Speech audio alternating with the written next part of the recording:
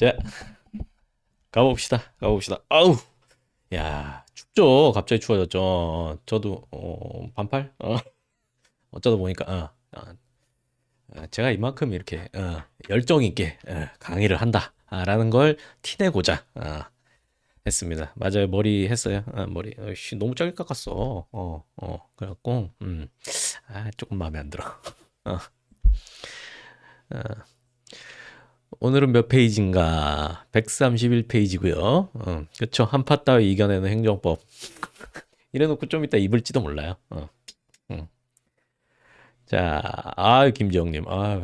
저런 바람직한 멘트. 좋습니다. 문 열고 전기장판 틀고 자면 극락이에요. 자, 이게 뭐 내일, 제주도에 눈 온다면서요? 아직 11월인데, 아니, 왜 제주도에 일바따로 눈이 오지? 응? 이거 어떻게 된 거죠? 멸망의 신호탄인가요? 자, 망하기 전에, 지구가 망하기 전에 빨리 공무원 돼서 위세 좀 부리다 갑시다. 자, 그러면, 이거 중앙이 안 맞아? 중앙으로 하고. 자, 이제, 아, 또 시작해 봅시다. 역시 요약 강의의 취지 다시 한번 말씀드리면은 이제 빠르게 한번 검토하면서 쭉쭉쭉쭉 보고 그리고 이제 다음 단계로 문제풀이 단계로 넘어가기 위한 과정이니까 좀 버거울 거예요. 근데 그게 당연한 거고 요거 지금 활용하시고 나중에 시험 전에 회동용으로 뭐 한두 번 이렇게 돈 보는 용으로 하면은 굉장히 유용하실 겁니다. 그리고 공부하실 때 요것만 보고 복습하고 문풀로 이제 시작할 때 그때 넘어가셔도 되는데 좀 부족하다 싶으면은 이제 요거 보고 그리고 기본 강의 한번 보고 이제 이런 것도 좋고요. 아니면 이게 너무 힘들다라고 하면은 그냥 기본 강의만 이제 진도 좀 타이트하게 해가지고 따라 가시는 거 그런 것들이 다 좋습니다. 그래서 본인의 상황은 본인이 제일 잘 알기 때문에 일단 고민을 좀 해보시고 내가 요렇게 하면 좋겠다 싶으면 그대로 밀고 나가시고요. 그리고 또 좀 고민된다 싶으면은 카페에다가 질문 올리시면은 이제 저나 뭐 실장님이나 우리 조교님이나 아니면 답변해 주실 겁니다. 뭐 우리 합격생 멘토분들도 이제 많이 글 쓰고 써주시고 계시고 좋습니다. 잘 돌아가고 있어요.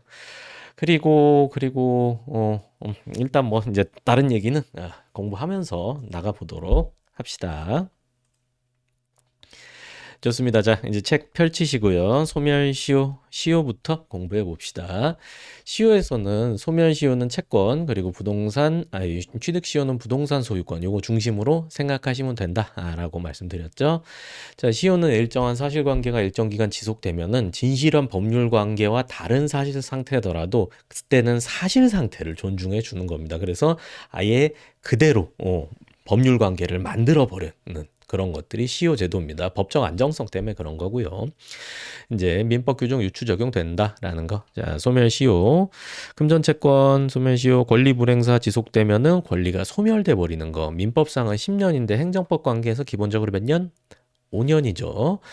그래서 이제 다른 법률의 규정이 없는 것은 5년 동안 행사하지 아니하면 시효로 소멸한다. 행정법 관계에서 5년이에요. 근데 다른 법률의 규정이 있는 것 중에서도 5년보다 짧은 것만 인정하고 다른 법률에 설사 규정이 있더라도 5년보다 길다. 7년이다, 10년이다. 그러면 개무시해 버리는 거예요. 그러니까 요 행정법 관계에서 시효는 최대 5년까지입니다. 5년까지 이렇게 이해하셔도 되겠죠? 그리고 뭐 국가가 갖고 있던 아니 국가에게 국가가 해야 되는 거든 국가가 뭐 받을 수 있는 거든 다 같습니다. 그다음에 여기서 금전채권 공법상행위 사법상행위 불문하고요. 자, 합헌이다 뭐 이런 거는 이제 나중에 합헌 위헌 문제 나올 수도 있는데 이제 그런 거는 특별한 사정 없으면은 합헌이다 하고 넘어가시면 크게 문제는 없습니다. 우리는 과목 특성상 이제 합헌 위헌 이제 그게 타겟이 아니니까요. 자, 짧은 거 말씀드렸고 그래서 국배 청구권 같은 경우에는 단기 3년, 장기 5년 이렇게 되는 거예요. 그리고 공무원 징계 의결 요구권도 그렇고 시효의 중단과 정지입니다. 소멸시효는 권리를 행사할 수 있는 때로부터 5년, 기본 5년이 째깍째깍째깍 진행되는 겁니다. 그 권리 행사에 법률상 장애 사유가 없는 그런 상황일 때고요. 그리고 권리를 뭐 몰랐다. 내가 모르는데 과실이 없다라고 하더라도 그건 법률상 장애가 아니다라는 판례가 있죠. 그리고 뭐 과세처분 만약에 과세처분이 무효였다라고 하면은 그 무효인 과세처분 시부터 소멸시효 진행하는 게 아니라 무효인 과세처분에 따른 납부, 오납 시부터 반환 청구권 소멸시효 진행된다. 저쪽 주머니에 들어가야 내가 돌려줘라고 할 수 있잖아요. 아직 내 주머니에 있으면 돌려줘 이거 아니죠.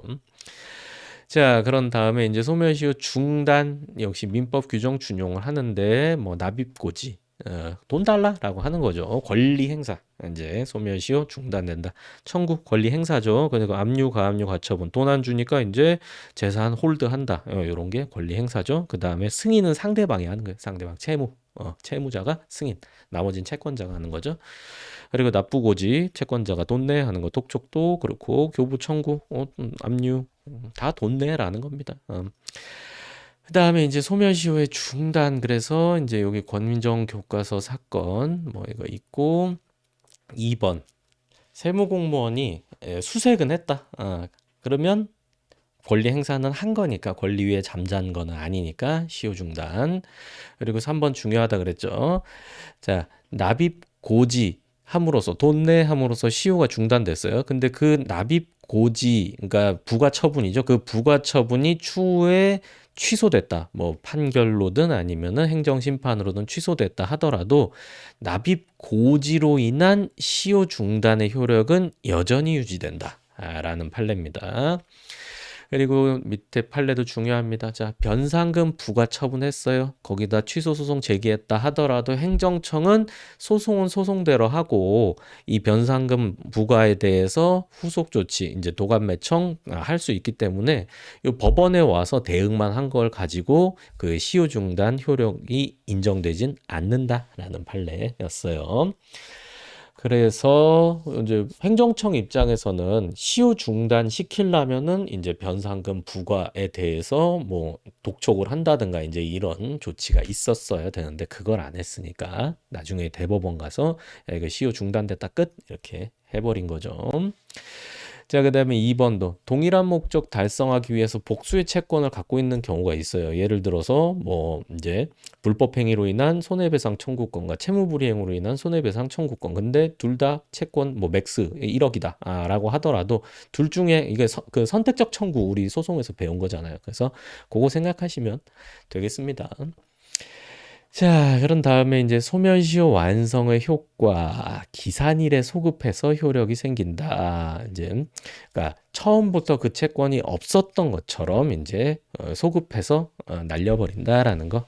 그리고 당사자가 저거 소멸시효 중단됐잖아요라는 주장을 하든 말든 그거는 인정이 되는 거, 절대적으로 소멸되는 거고. 그리고 이제 시효 기간과 제척 기간인데 제척 기간은 권리 행사 기간, 권한 행사 기간 이렇게 생각하시면 되고 그래서 그 기간 내 권한 행사 안 하면 그냥 끝이에요. 그리고 여기는 중단의 개념이 없습니다. 그냥 뭐 2년 내 해야 된다. 그러면 2년 내 하면 오케이고 안 하면 끝이에요. 뭐 중간에 무슨 행위를 했다고 뭐 이 2년이 새로 진행되고 그런 개념이 없습니다. 자, 실제로 구분하기는 조금 어렵죠. 자, 그리고 이제 여기 주장 책임 이것도 그때 설명드렸죠? 이 시효 기간 경과하면은 그 채권은 소급해서 아예 없었던 것처럼 돼버리긴 하는데 최소한 법원에서 시효 완성됐다고 주장은 해야 판사가 알 거 아닙니까? 그러니까 판사한테 알렸다라고 하면은 이제 판사가 이렇게 판단해보고 그다음에 없어졌구나 이제 이렇게 하는 거죠. 근데 이 법원에서 소송 진행할 때의 주장 책임과 그리고 법원 배제하고 이제 그런 권리가 있냐 없냐 그걸 따지는 이제 그런 관계하고는 조금 다르다라는 거죠. 자, 이제 취득시효로 넘어가면요. 물건이나 권리 점유가 일정 기간 지속되면 그에 대한 권리를 취득하게 하는 제도입니다. 그래서 이제 뭐 부동산은 20년, 동산은 10년 이렇게 돼 있는데 이제 여기서 포인트는 국공유재산 중에서 행정재산은 시효 취득 대상이 되지 않고 일반 재산, 각종 재산은 시효 취득 대상이 되지 아니한다라고 규정했는데 위헌 결정됐어요.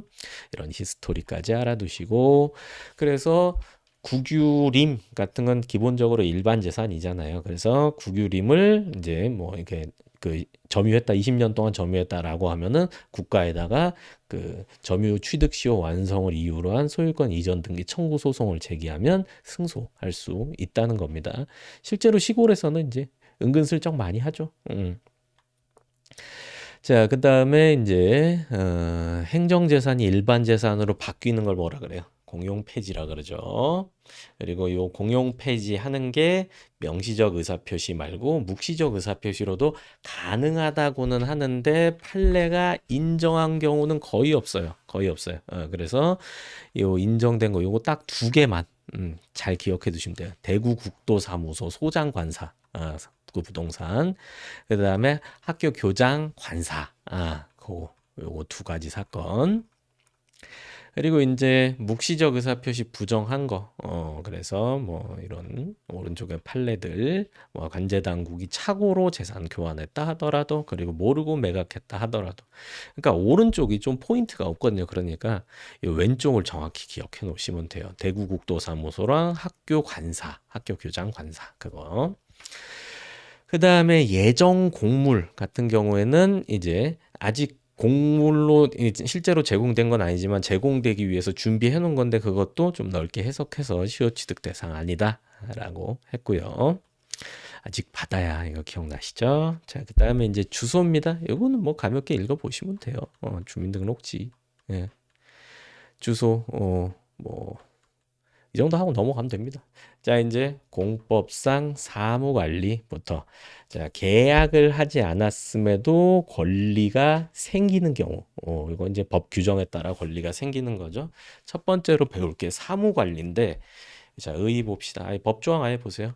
의무 없이 타인을 위하여 사무를 관리하는 자. 그러니까 여기서 사무가 뭐 책상 앞에 앉아갖고 뭔가 일을 한다 이런 개념이 아니라 무슨 일이든 다 해당돼요. 그래서 제가 뭐 시장에서 회 파는 거 이제 이런 거 사례로 들어드렸죠.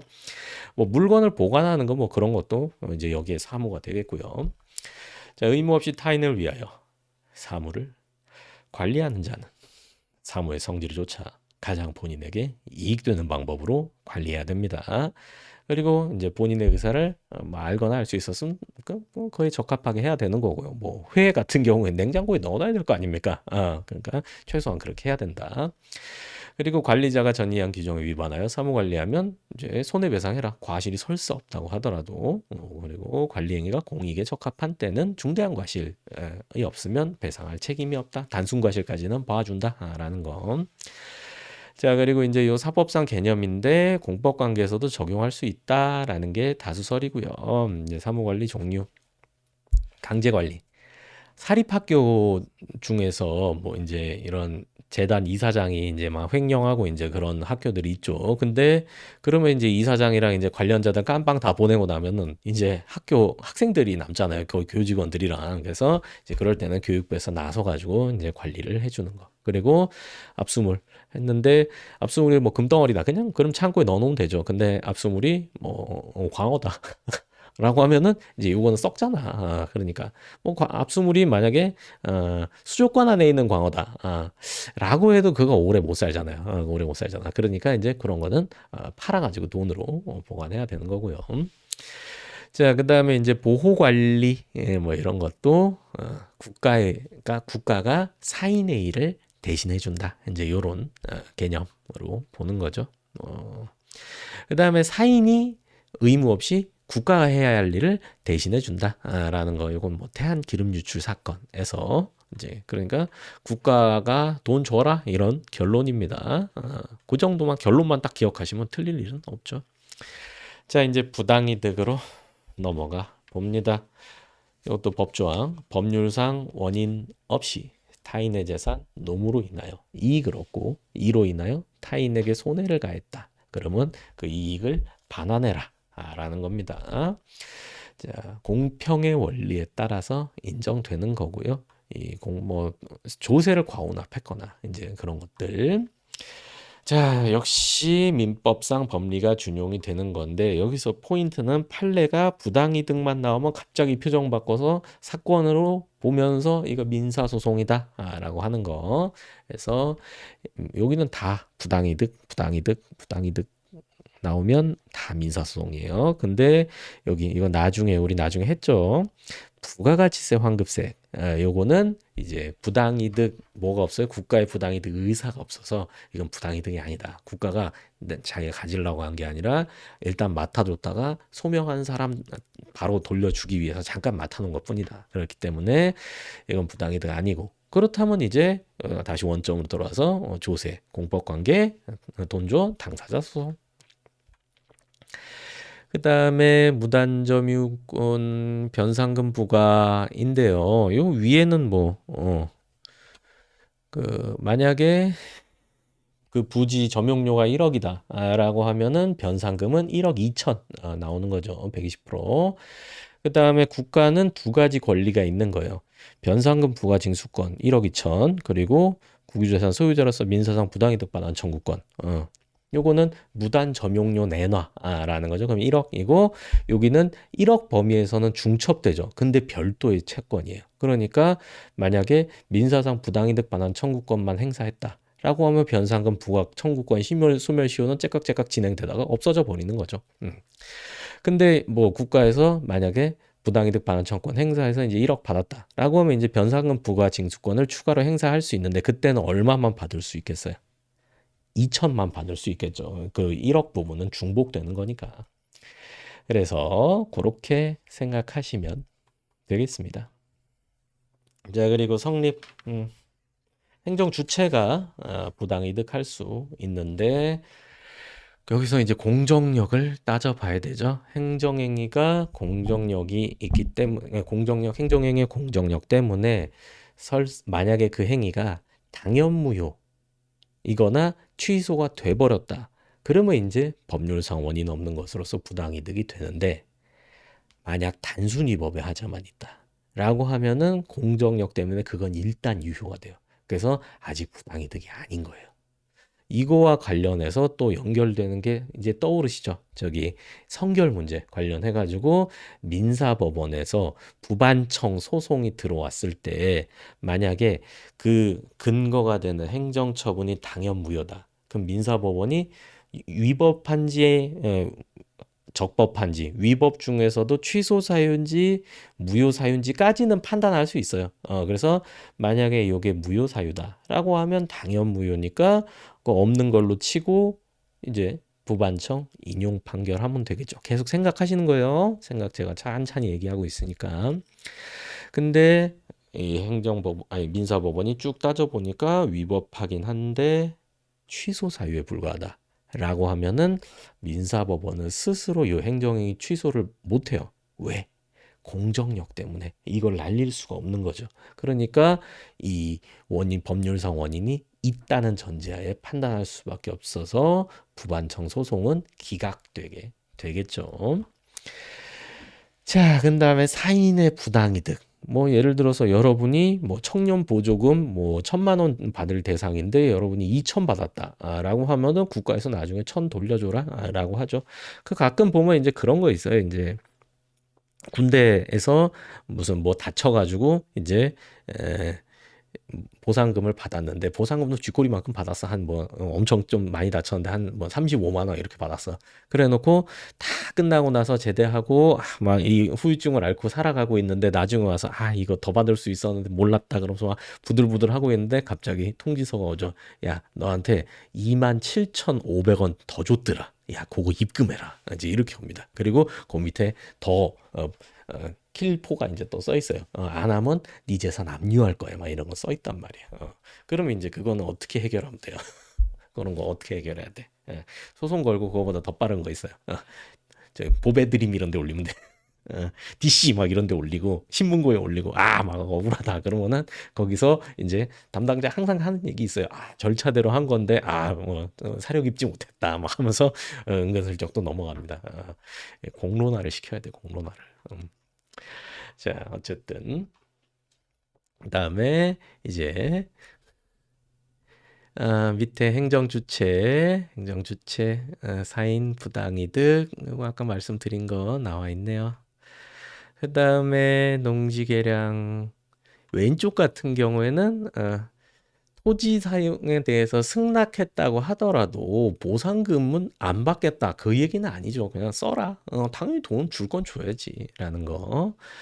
그 다음에 오른쪽에 제3자가 그러니까 갑이 체납한 10억을 을이 대신 낸 거예요.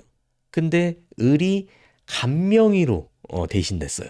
그러면은 이제 이거는 뭐 다시 돌려달라고 나중에 할 수 없다라는 겁니다. 설사찬 압류가 무효인 경우에도 다르지 아니하다라는 거. 자, 그런 다음에 이제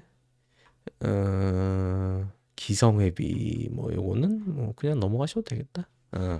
그다음에 밑에 공법상 부반청 시효 기산점. 자, 국가재정법 5년. 5년. 그리고 밑에 건 한 거네요. 오납시부터. 그리고 사인의 부당이득에 대한 환수 처분. 요 밑에 요거 뭐 얼마 전에 카페에도 뭐 몇 번 질문 올라오더라고요. 제가 참 이런 거 보면은 수업 시간에 자세히 설명했는데도 그거에 대해서 전혀 처음인 것처럼 이게 질문이 오면 좀 속상합니다. 그래서 강의를 좀 보시고 만약에 제가 그리고 그 카페에다가 답 달아드릴 때 그런 거를 가끔 달아요. 이제 강의 봐라. 좀 짧게라도 이제 그렇게 다는데 제가 그거 이렇게 딱 단다라고 하면은 본인이 조금 이거 내가 좀 약간 부족하구나라는 생각을 하셔야 돼요. 하셔야 돼요. 이게 질문의 수준이란 게 합격할 뭐 꽤 많이 알고 있는데 이런 것도 궁금해 하는구나 이제 이런 게 있고 와 이거 모르면 어떡하지 이런 질문이 있거든요. 그리고 또 기본 강의 시간에 되게 자세히 다뤄드리는 게 있고 아니면 좀 이게 좀 다음에 하자 그러면서 넘어갔거나 이제 이런 것들이 있는데 제가 이렇게 질문 보면 이제 그런 거에 대해서 이제 알죠. 그러니까 제가 이렇게 그렇게 딱 달아드렸다라고 하면 여러분들은 그쪽 빨리 한번 제대로 봐가지고 기초를 잘 닦아야겠구나 이렇게 생각하셔야 돼요. 자, 요 판례 같은 경우에는 이제 보험 급여 나갔다가 이제 너무 많이 얘 주면 안 되는데 줬다. 그래서 요거를 환수를 한다라고 하는데 그냥 100%다 무조건 환수하는 게 항상 타당한 건 아니고 상황 고려해 가지고 전액 다 환수해야 될 수도 있고 아니면 뭐 반만 할 수도 있고 아니면 그냥 앞으로는 주지 말되 지금까지 준 거는 뺏지 말자 이렇게 하는 경우도 있고 이제 그렇습니다.